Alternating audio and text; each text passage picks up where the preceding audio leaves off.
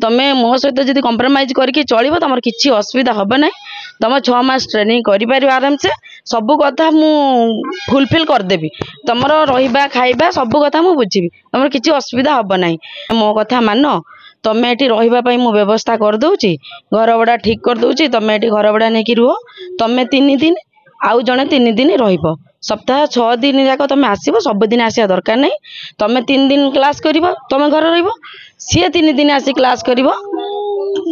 तुम्हें घर री आसब सी 3 दिन कर 3 दिन करी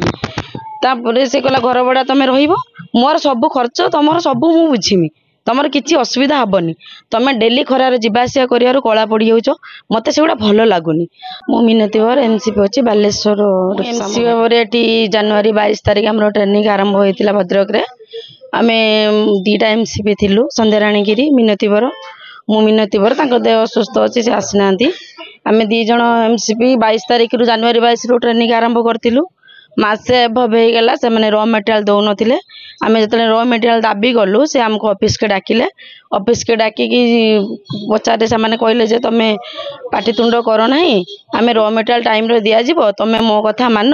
तुम्हें ये रही मु व्यवस्था करदे घर भड़ा ठीक करदे। तुम्हें ये घर भड़ा नहीं रुह तुम्हें 3 दिन आउ जड़े 3 दिन रही सप्ताह 6 दिन जाक तुम आसब सबुदिन आसा दरकार नहीं। तुम्हें 3 दिन क्लास कर तुम घर सी 3 दिन आसी क्लास कर तुम्हें घर री आसब सी 3 दिन कर 3 दिन करी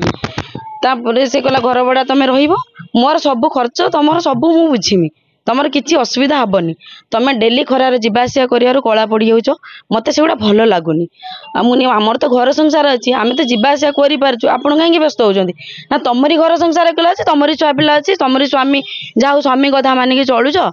तुमको भल कथा कहलार तुमको भल लगुनि। तुम्हें मो सहित जब कंप्रोमाइज करके चलो तुम किसी असुविधा हम ना। तुम 6 मास ट्रेनिंग कर आराम से सब कथा मु फुलफिल करदेवी। तुम रहा खाइबा सब कथा मुझे बुझी तुम किसी असुविधा हम ना। आम से कथार राजी नहबार से 4 मास पर र मटेरियल देले देवे एमती हठात ट्रेनिंग सेंटर को आसिकी र मटेरियल नदबा पूर्वर आसिकी कहले जे 2 मास अच्छी ट्रेनिंग सरिया जे एतिकी सिलेबस अनुसार प्रोडक्ट आमको तैयारी करके दब सिलेबस अनुसार तो प्रोडक्ट हो पारनी र मटेरियल जेहतु आप देना तो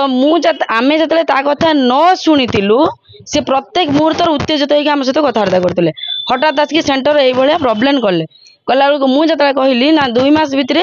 एतिकी सिलेबस अनुसार र मटेरियल आम कर माने प्रोडक्ट कर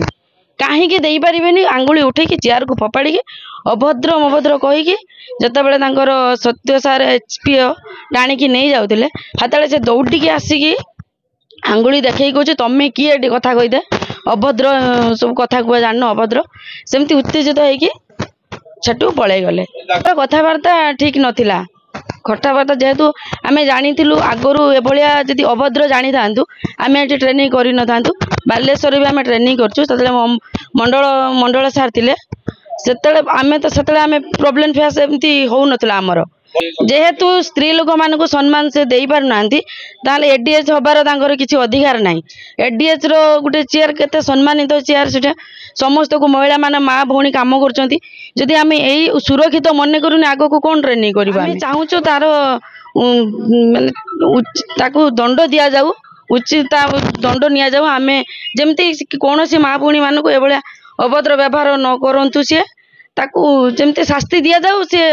ए जिलार न रहा दरकार।